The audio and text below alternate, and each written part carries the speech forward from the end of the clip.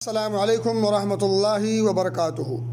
ماہ شوال کے ان 6 نفلی روزوں کی اہمیت اور افادیت تو آپ نے حدیث کی روشنی میں سن ہی لی ہے۔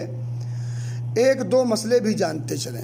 ایک بات تو یہ ہے کہ اس روزے کو آپ متواتر بھی رکھ سکتے ہیں اور ناغا بھی کر سکتے ہیں۔ اسی طرح سے اس مہینے کے شروع میں بھی رکھ سکتے ہیں، درمیان میں بھی رکھ سکتے ہیں، آخر میں بھی رکھ سکتے ہیں۔ بس اتنی بات ضرور یاد رہے کہ اس مہینے کے اندر وہ 6 روزے رکھنے ہیں۔ البتہ اگر جتنی جلدی آدمی اس روزے کو رکھ لے اتنا ہی بہتر ہے، کیونکہ نیکی کے کام میں دیری مناسب نہیں لگتی۔